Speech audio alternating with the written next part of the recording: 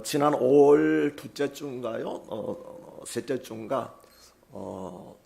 미국에 이제 팀 켈러라고 하는 목사님이 계시는데 21세기에 가장 위대한 설교자이자 목회자로 알려진 분인데 이분이 이제 74세인가 나이로 세상을 떠났습니다. 그런데 이분이 마지막으로 남긴 그 유언이라고 그럴까요? 그것이 이제 우리에게 많이 소개되고 있는데 이렇게 마지막 말을 남겼다고 그럽니다.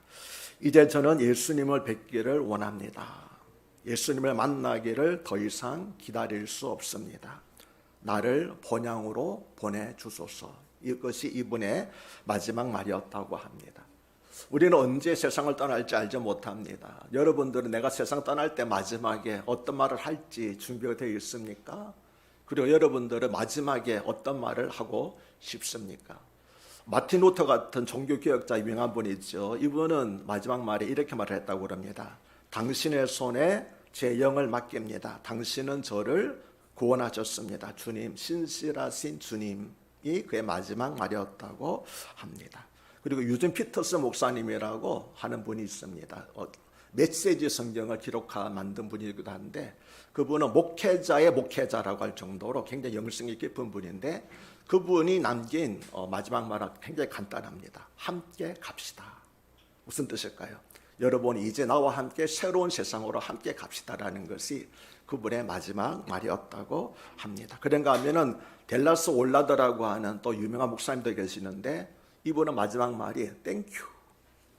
지금까지 하나님 내게 살아온 모든 것들이 하나님께 그저 감사할 뿐이고 나와 함께 모든 분들이 감사할 뿐이라 그래서 땡큐라고 하는 말이 마지막 말이었다고 그럽니다. 우리 주님께서 마지막 뭐라고 말씀하셨죠? 다 이루었다 말씀하시고 아버지 내 영혼을 아버지 손에 부탁합니다 라고 그렇게 마지막 말씀을 남겼습니다. 사랑 여러분들은 어떤 말씀을 하기를 원하십니까? 오늘 제가 이 말씀을 드리는 것은 오늘 설교 본문이 우리가 잘 알고 있는 사도 바울의 마지막 유언과 같은 그가 이 세상에 남기고 싶은 마지막 말과 같은 것이기 때문에 잠시 우리 믿음의 선배들은 어떤 말씀들을 마지막으로 남겼는가 한 것을 잠시 살펴보았습니다. 오늘 설교 본문에 수록되어 있는 디모데후서는 사도 바울이 기록한 13권의 바울서신 가운데에서 마지막 편지입니다. 바울은 이 편지를 로마의 춥고 습한 지하 감옥에서 그가 순교하기 몇 달 전에 사랑하는 믿음의 아들 디모데에게 써서 보냈습니다. 모두 4장으로 되어 있는 디모데후서 곳곳에서 바울이 죽음을 예감하고 있음을 나타나 보이고 있습니다. 그래서 디모데후서는 사도 바울의 유서와 같은 느낌을 줍니다. 사도 바울은 2번 로마의 감옥에 수감되었습니다. 첫 번째는 주후 62년이었습니다. 이때는 재판을 기다리며 연금 상태에 있었기 때문에 비교적 자유로웠습니다.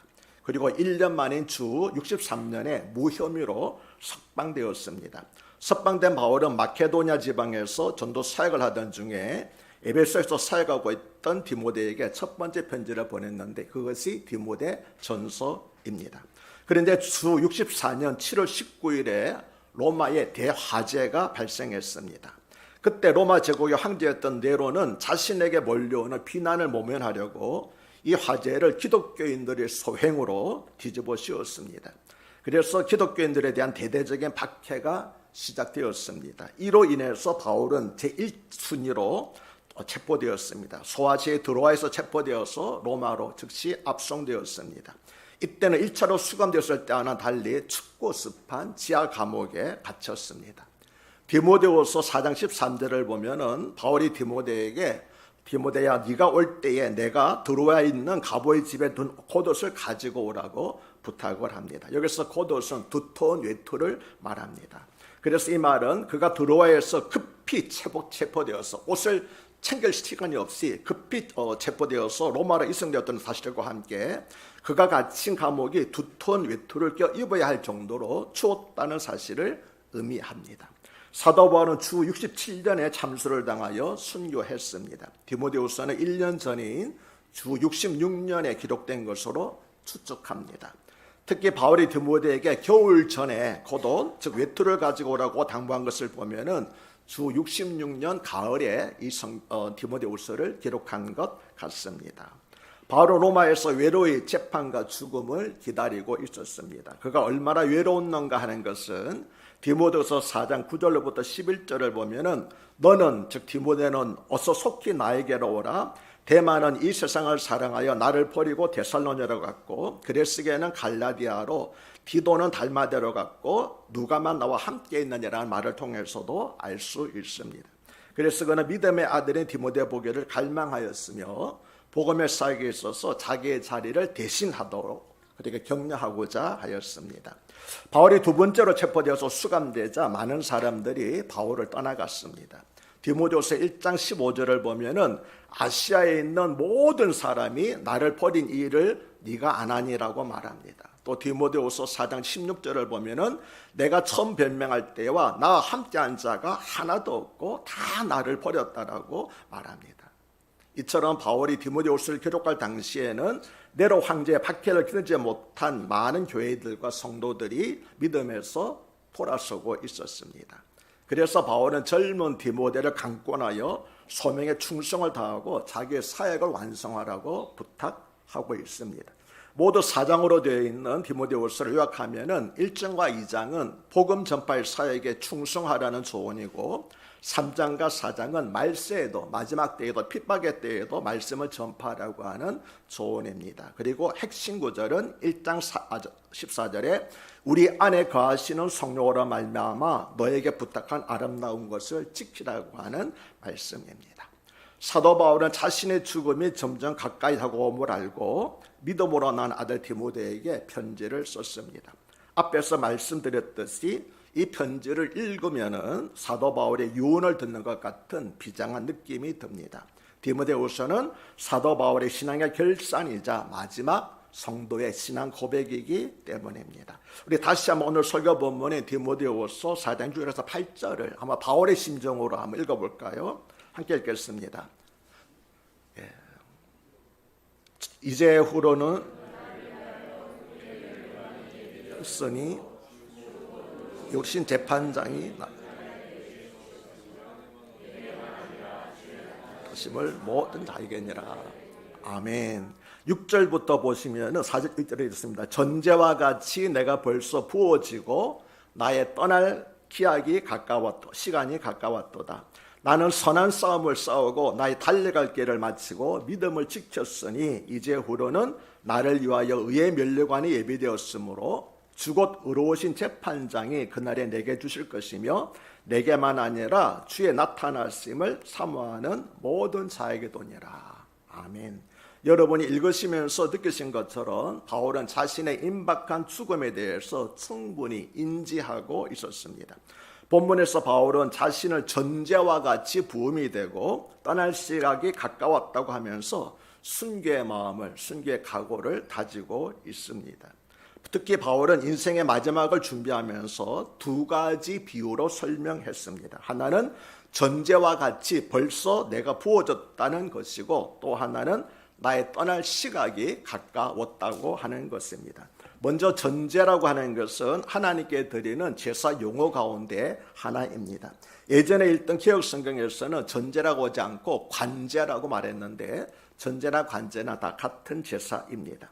전제는 구약 제사의 하나로서 희생 제사를 드릴 때에 제사장의 희생 제물을 위해 마지막으로 포도주를 붓는 의식을 말합니다. 그러니까 제사 의식의 마지막 의식인 거죠. 이러한 전제는 제물이 온전히 하나님께 바쳐지는 것을 상징하는 의식이었습니다. 전제와 같이 보인다는 것은 내가 마지막까지 희생 제사를 하나님께 주님께 드렸다라고 하는 그런 고백입니다. 따라서 사도 바울의 전제와 같이 내가 벌써 부어주라는 말은 바울이 자신의 죽음이 임박하였음을 예견하고 남은 생명조차 그리스도와 온 교회를 위하여 산제물로 순교의 제물로 바치겠다는 결연한 의지를 표현한 것이었습니다. 즉 나는 이제 하나님의 영광을 위해서 순교의 피를 제단에 쏟겠다라고 하는 고백이었습니다. 달아나고 피할 생각을 하는 것이 아니라 나는 이제 순교의 제물이 되겠다고 고백한 것이지요. 그런데 사도 바울이 자신을 전제로 드려짐을 말할 때 그는 오직 한 분만을 생각하였습니다. 그분은 바로 예수 그리스도이십니다. 예수님께서 십자가에서 고난을 당하실 때에 머리에 가시 면류관을 쓰시고 피를 흘리셨습니다. 손과 발에 못이 박혀 피를 흘리셨습니다. 창에 옆구리를 찔러 피를 흘리셨습니다. 이처럼 예수님께서 십자가에서 흘리신 보혈은 온 인류의 죄를 용서하시기 위해 쏟아부으신 마지막 전제였던 것입니다. 포도주 대신에 그분의 피를 마지막까지 쏟아부으신 것이었던 거지요. 바울은 한때 예수님을 믿는 자들을 잡아 죽이는데 앞장섰던 사람이었습니다. 그러나 그가 부활하신 예수를 만난 이후에는 완전히 변화되어서 그의 일생을 주님을 위해서 헌신하였습니다. 그는 복음을 증거하다가 여러 번 죽을 뻔하고 숱한 고생을 당하였지만 환난 중에도 오히려 감사하고 찬송하며 복음 전파에 힘썼습니다. 바울은 순교하기까지 순간순간 자기의 피를 쏟아붓는 마음으로 살았습니다. 그는 참으로 주님 앞에 그의 모든 것을 다 바쳤습니다. 주님께서 우리를 위한 전제가 되셨으니 나도 주님을 위해서, 교회를 위해서 기꺼이 전제가 되겠다고 하는 것이 사도 바울의 삶이었습니다. 바울은 또 나의 떠날 시각이 가까웠다라고 고백함으로써 자신의 죽음에 대해서 애고하였습니다. 이것은 바울이 순교할 때가 되었다는 의미지요. 그런데 성경에서 떠나다라고 하는 말은 죽음에 대한 관례적인 표현이었는데 특히 헬라어로 아날류세우스라고 표기되어 있습니다. 그런데 아날류세우스라고 하는 말은 어떤 뜻을 가지고 있는가 하면 두 가지 뜻을 가지고 있습니다. 첫 번째는 선원이 배를 바다로 출항시키기 위해서 정박해 놓았던 배의 밧줄을 다시 풀 때에 이 말을 사용을 했습니다. 또 두 번째로는 나그네가 다음날 새로운 여행을 떠나기 위하여 자신이 거처하던 장막을 걷는다라고 할 때도 똑같은 말 아날레세우스라고 하는 말을 쓰였습니다. 그러니까 뭡니까? 배가 멀리 가기 위하여서 부대에 메었던 밧줄을 끊는 것, 그다음에 뭡니까? 내일 아침 여행을 하기 위해서 장막을 거두는 것, 이것을 다 떠난다라고 하는 헬라어에 표현되어 있습니다. 따라서 나의 떠날 시각에 가까웠다라고 하는 바울의 고백은 인생이 끝났다라고 하는 서글픈 장성곡이 아니라 영원한 청각을 향해서 나는 다시 시작한다라고 하는 승리의 개선곡이라고 할 수 있는 것입니다. 조금 전에 우리가 아까 인용했다, 소개해드렸던 팀 켈리 목사님의 마지막 말이라든지 또는 유진 피터 목사님의 말씀처럼 인생이 이걸로 끝나는 것 아니라 서글픈 장성곡이 아니라 이제 나는 새로운 삶을 위해서 영원한 본향을 향해서 출발합니다라고 하는 그런 고백이 또한 사도 바울의 고백이었던 것입니다. 사람들은 인생을 나그네의 길이라고 표현합니다. 어디서 와서 어디로 가는지 모른다고 말합니다. 그러나 성경은 믿음을 가진 성도들을 하나님께서 예비하신 하늘에 있는 거룩한 성을 향해 가는 순례자라고 말씀을 하고 틴켈러 목사님의 고백도를 한다면 본향을 찾는 사람들이라고 말씀드릴 수 있습니다. 또 성도의 삶은 항해자의 길이라고 말할 수 있습니다. 성도는 예수 그리스도를 구주로 영접함으로써 구원의 항구에 입항할 수 있는 허가를 받은 것입니다. 비록 그 항해에서 파도가 치고 풍랑이 몰아칠 수도 있지만 성도의 삶은 안전한 구원의 폭을 향해 가는 항해자의 길인 것입니다. 인생은 누구나 마지막 날을 맞이하게 됩니다. 한 사람도 위에 없습니다. 언제나 언젠가는 한번 마지막 날을 맞이하게 되지요. 마음은 청춘이지만 몸은 세월을 따라서 나날이 세워져 가는 것을 거부할 수 없습니다. 세월은 화살과 같이 빠르게 지나고 지나간 과거는 돌이킬 수 없으며 우리의 마지막 날은 생각보다도 더 빠르게 다가옵니다. 저는 지금도 제 마음속으로는 내가 한 50 됐나 이렇게 생각하고 있는데 가만 생각해 보니까 제가 이제 70을 바라보고 있습니다. 세월이 너무나 빠르다는 것을 이 나이 들어서 더욱 느끼고 있습니다. 그러나 바울은 자신의 마지막을 잘 준비했기 때문에 후회 없이 아름다운 인생을 남길 수가 있었던 것입니다. 바울은 7절에서 내가 선한 싸움을 싸우고 나의 달려갈 길을 마치고 믿음을 지켰다고 고백했습니다. 다메섹 도상에서 부활하신 예수님을 만난 이후 30년 동안 살아온 사도 바울의 지난 인생은 세 가지로 요약할 수가 있겠습니다. 첫째로 그는 선한 싸움을 싸웠고, 두 번째로 자신의 달려갈 길을 마쳤으며, 세 번째로 믿음을 지켰다고 하는 것입니다. 첫 번째로 바울은 선한 싸움을 싸웠다고 고백했습니다. 바울은 디모데전서 6장 12절에서 믿음의 선한 싸움을 싸우라, 영생을 취하라, 이를 위하여 내가 부르심을 받았고 많은 증인 앞에서 선한 증언을 하였더라고 디모데에게 권면하였는데, 바울은 그 자신의 한평생 믿음의 선한 싸움을 싸웠기에 사랑하는 믿음의 아들인 디모데에게도 이렇게 권하였던 것입니다. 바울은 영적 전쟁에서 언제나 악한 세력과 싸웠습니다. 바울은 마귀의 세력과 싸웠고, 정세와 권세와 이 어둠의 세상 주관자들과 하늘에 있는 악한 영들과 싸웠고, 우상을 숭배하는 자들과 하나님의 진리를 거스리는 율법주의자들과 싸웠습니다. 바울은 하나님의 교회를 어지럽히는 자들과 싸웠고, 하나님의 말씀을 혼잡하게 하며 허탄한 이야기를 전하는 자들과도 싸웠습니다. 아울러 바울은 그의 지체 안에서 그를 제법으로 아래로 끌어내리려는 육체의 소욕과도 싸웠습니다. 이처럼 바울은 일생 동안 그리스도의 진리를 위하여서 싸웠던 것입니다. 그런데 바울은 우리에게도 영적으로 무장하여 마귀를 대적하라고 말합니다. 이 세상은 영적 전쟁터이기 때문입니다. 우리가 예수 그리스도를 구주로 모신 순간부터 영적 싸움은 시작됩니다. 그러나 우리는 두려워할 필요가 없습니다. 왜냐하면 우리의 대장 되시는 예수님께서 십자가에서 다 이루었다라고 선언하셨기 때문입니다. 예수님은 요한복음 16장 33절에서 이것을 너에게 이르는 것은 너희로 내 안에서 평안을 누리게 하려 함이라. 세상에서는 너희가 환난을 당하나 담대하라. 내가 세상을 이겨온나라고 말씀을 하셨습니다. 어떻게 보면 우리는 전쟁의 결과를 미리 알고 싸우는 것과 같습니다. 바울은 이 사실을 알고 믿음으로 최선을 다해 마귀의 세력과 싸워서 승리하였습니다. 우리도 선한 싸움을 싸워야 됩니다. 왜냐하면 예수님께서도 선한 싸움을 싸우셨고 사도 바울도 선한 싸움을 싸웠기 때문입니다. 두 번째로 바울은 나의 달려갈 길을 마쳤다고 고백했습니다. 달려갈 길은 헬라어로 드로몬이라고 하는데 마라톤 경기에서 정해진 코스를 가리켜서 드로몬이라고 합니다. 이것은 하나님께서 바울에게 맡기신 사명을 비유한 것으로서 바울이 사역을 감당하기 위해서 애쓰며 살아 모든 생애를 상징합니다. 그리고 마쳤다고 하는 것은 바울이 경주에서 1등으로 승리했다는 것이 아니라 포기하지 않고 끝까지 달렸다는 것을 의미하고 있습니다.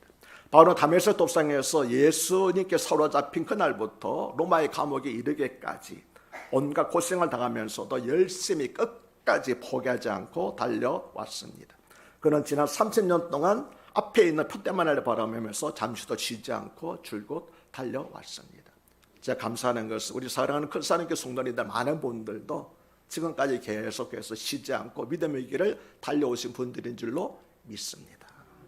일제기 사도 바울은 사도행전 20장 22절로부터 24절에서 보라, 이제 나는 성령에 매여 예루살렘으로 가는데 거기서 무슨 일을 당하는지 알지 못하노라.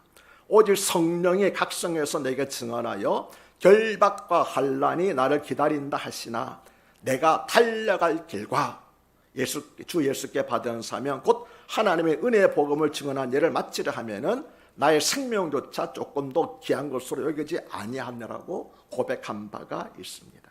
이 고백처럼 바울은 경주하는 마라톤 선수처럼 하나님께로부터 받은 사명, 즉 온 천하에 나가서 복음을 증가하는 사명에 순종하여 중도에서 포기하지 않고 끝까지 완주했다는 것입니다. 그런데 바울이 나의 달려갈 길을 마쳤다고 하는 것은 무슨 뜻이냐면은 바울아, 디모데야, 나는 나에게 주어진 길을 다 마쳤으니 이제는 네가 나를 이어서 달려가야 된다고 하는 그런 의미를 가지고 있습니다. 이제 그의 바통을 디모데에게 넘겨주겠다는 것입니다. 디모데는 바울로부터 그 바통을 넘겨받아서 자기에게 주어진 길을 달려갔습니다. 전에 오는 말이 이야기되면은 디모데도 에베소에서 순교했다고 그렇게 알려주고 있습니다. 그의 스승인 바울처럼 바울이 로마에서 참수를 당했는데 에베소도 디모데도 그의 달려갈 길을 다 가다가 그의 사명을 감당하다가 에베소에서 순교한 것으로 알려주고 있습니다. 그런데 바울이 디모데에게 넘겨준 그 바통을 디모데는 그의 달려갈 길을 마치면서 우리에게 넘겨준 것입니다. 아멘이십니까? 그러므로 이제는 우리가 그 바통을 넘겨받아서 최선을 다해 끝까지 달려가야 하지 않겠습니까?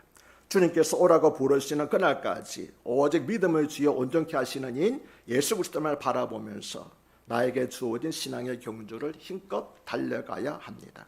그리고 나의 달려갈 길을 마친 후에는 그 바통을 내 자녀들에게, 그리고 교회 후배들에게 넘겨주는 것입니다. 이거 참 보람된 일이 아니겠습니까? 내 대해서 믿음이 끝나는 것이 아니라 내 자녀들에게 그 믿음이 전해지고, 내 자녀들이 또 우리 손자들에게 믿음이 전해지고, 우리 교회도 무려 8년이 되었습니다. 8년으로 10년으로 끝나는 것이 아니라 10년에 20년이 되고 20년에 30년이 되는, 그렇게 해서 믿음이 대로 이어질 때 우리가 얼마나 보람이 있겠습니까? 이 일을 위해서 저도 기도하고 있고 여러분들도 열심히 기도해 주시기 바랍니다. 주님, 우리의 믿음이 내 대해서 끝나지 않게 하시고 되도록 이어지게 해 주시고, 특별히 내 자녀에게도 이어지게 해서 자손되도록 믿음의 가문이 되게 해달라고, 그것이 가장 큰 축복인 줄로 믿습니다. 세 번째로 바울은 믿음을 지켰다고 고백을 했습니다. 여기서 믿음을 지켰다고 하는 것은 하나님 앞에 충성을 다했다는 것입니다. 전쟁터에서 상관의 명령을 목숨처럼 받들고 충성하는 군인들처럼 바울은 주님의 명령에 순종하며 살았습니다. 우리도 무슨 일이 있어도 주님의 명령을 지켜야 합니다. 하나님께서 사용하신 사람들은 모두가 끝까지 믿음을 지킨 사람들이었습니다. 경주자가 규칙대로 경주해야 하듯이 우리 그리스도인들 역시 이 세상을 살면서 올바른 믿음을 지켜야 됩니다. 그리고 올바른 믿음이란 말씀대로 사는 믿음, 말씀을 지키는 믿음, 행하는 믿음입니다. 이 믿음을 굳건히 지키는 여러분 되시기를 바랍니다. 신앙생활하다가 낙심될 때, 상처를 받을 때 먼저 믿은 사람과 어떤 일로 인해서 갈등이 생겨서 교회를 떠나고 싶은 마음이 생길 때, 그러나 결코 떠나서는 안 되는 것입니다. 그럴 때까지 끝까지 자리를 지키시는 여러분이 되시길 바랍니다. 왜냐하면 믿음을 지킨다고 하는 것은 그 믿음이 흔들리지 않는다는 의미이기 때문입니다. 맡은 바를 포기하지 않고 모든 이역을 이겨내는 것입니다. 주님께서 다메섹에서 바울을 만나 이방 선교에 대한 비전을 주신으로 그는 흐트리지 않고 끝까지 그 믿음을 지켰습니다. 바울은 마지막으로 영광스러운 미래를 바라보는 삶을 살았다고 고백을 합니다. 8절은 이제 후로는 나를 위하여 의의 면류관이 예비되었으므로 주곧 의로우신 재판장이 그날에 내게 주실 것이며 내게만 아니라 주의 나타나심을 사모하는 모든 자에게도 오니라고 말씀을 합니다. 바울은 자기가 모든 사역을 마치고 최선의 경주를 끝난 후에 하나님의 칭찬을 받는 것을 소망했습니다. 바울은 가장 절망적인 상황에 죽음을 두고 있었지만 그는 죽음 너머의 세계, 영광스러운 미래를 바라보고 있었던 것입니다. 고대 올림픽에서 경기에서 승리하면은 월계관을 쓰고 금이 환영했습니다.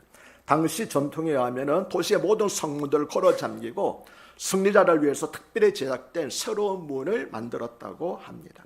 승자는 성벽을 돌면서 자신을 위해 만든 문을 찾아 들어서면은 준비된 마차를 타고 스타디움으로 향했습니다. 그러면 모든 관중들이 일어나서 환호하고 꽃을 뿌리면서 환영 의식을 가졌습니다. 어쩌면 바울은 그런 광경을 마음속에 그리고 있었던 것 같습니다. 로마의 캄캄한 감옥에서 내일 될지 오늘이 될지 모르는 그런 순간에 그는 그걸 바라보는 것이 아니라 그날을 바라보고 모든 사람들을 환영하는 그것을 꿈에 그리고 있는 것입니다. 이제후로 자신에게 의의 면류관이 주어지고 하나님 앞에 서는 날에 천군 천사들과 믿음의 조상들이 참 잘했다고 축하해주는 팡파리를 들으면서 천국으로 들어가게 되는 것, 그것을 사도 바울은 마음속에 그리고 있었던 것입니다. 그런데 바울은 그의 면류관은, 그 의의 면류관은 주곧 의로우신 재판장이 그날에 내게 주실 것이니 내게만 아니라 주의 나타나심을 사모하는 모든 자들에게도 주신다고 선언을 하였습니다. 선한 싸움을 싸울 때 우리에게 필요한 것이 사랑이라면 믿음을 지킬 때 필요한 것은 의의 면류관에 대한 소망을 갖는 것입니다. 아멘이십니까? 의의 면류관에 대한 소망, 그날에 주님께서 주실 것이라고 하는 의의 면류관에 대한 소망을 가질 때 우리는 끝까지 믿음으로 싸울 수가 있습니다. 우리가 배를 타고 노를 저어 구원의 항구로 향할 때 큰 파도가 덮칠 수도 있고 예상하지 못했던 핍박이 있을 수도 있으며 눈물의 골짜기를 지내야 할 때도 있습니다. 그러나 바울과 같이 선한 싸움을 싸우고 자신의 달려갈 길을 달렸으며 믿음을 지켰기 때문에 우리에게도 의의 면류관이 예비되어 있음을 굳게 믿는다면 우리는 바울처럼 어떤 핍박이나 환난이나 자질이나 어려움도 능히 극복할 수 있게 될 줄로 믿습니다. 인생은 마라톤과 같습니다. 중요한 것은 무엇을 목표로 삼고 뛰어가느냐 하는 것입니다. 세상 사람들은 재물과 명예와 권력과 쾌락, 취미 등의 삶의 목표를 두고 인생의 마라톤을 뛰고 있습니다. 그러나 믿음의 사람들은 예수님 안에서 천국을 소망하며 인생 마라톤의 목표를 천국으로 세우고 경주하는 사람들입니다. 천국을 목표로 삼고 경주하는 사람들은 죽음 앞에 설 때 절망과 두려움이 아닌 영광스러운 미래를 바라보고 희망과 그리고 소망을 노래하는 것입니다. 우리 모두는 언제가 주님 앞에 서서 일생 동안 우리가 한 일에 대해서 평가를 받게 될 것입니다. 마태복음 25장을 보면은 달란트 비유가 나옵니다. 주인이 타국에 다녀오기 위해서 길을 떠나면서 세 사람에게, 세 종에게 재능대로 각각 금 5달란트, 2달란트, 1달란트를 맡겼습니다. 그리고 때가 되어 주인이 돌아와서 결산을 했습니다. 주인이 살펴보니 5달란트 받은 종도 5달란트 이윤을 남겼고 2달란트 받은 종도 2달란트 이윤을 남겨서 가져왔는데 1달란트 받은 종은 이윤을 남기지 않고 그저 1달란트만을 그대로 가지고 왔습니다. 주인은 이윤을 남긴 두 사람에게는 잘하였도다, 착하고 충성된 종아라고 칭찬을 했습니다. 그러나 이윤을 남기지 못한 종에게는 이 무익한 종을 바깥 어두운 데로 내쫓으라, 거기서 슬피 울며 이를 갈리라고 책망하였습니다. 이처럼 신앙생활에는 결산할 때가 반드시 옵니다. 죽을 때가 오는 것처럼 우리가 죽고 난 다음에는 주님 앞에서 우리의 신앙의 삶에 대해서 반드시 결산할 때가 누구에게나 다가온다고 하는 것입니다. 그때 둘 중에 하나가 나타납니다. 결과가 나타납니다. 하나는 하나님께 칭찬을 받는 것이고 다른 하나는 하나님께 책망을 받는 것입니다. 그러므로 우리 자신을 돌아보시기를 바랍니다. 그리고 나의 선한 싸움을 싸우고 나의 달려갈 길을 마치고 믿음을 지켰으니 이제 후로는 나를 위하여 의의 면류관에 예배되었다라고 하는 바울의 고백과 확신이 우리 근사랑교회 성도님들 모든 분들의 고백과 확신이 되기를 주님의 이름으로 축복합니다. 결산하는 날에 부끄러워 뒤로 숨는 것이 아니라 이제 의의 면류관에 나에게 예배되었으니 라고 하는 마음으로 기쁨으로 주님께 나아가는 저 여러분이 되시기를 다시 한번 주님 이름으로 축복합니다. 사랑과 은혜와 자비가 무한하신 하나님 아버지, 우리 자신의 뒤를 돌아보면 부끄러운 것뿐입니다. 그러나 우리도 바울과 같이 인생의 마지막을 잘 준비할 수 있도록 도와주시옵소서.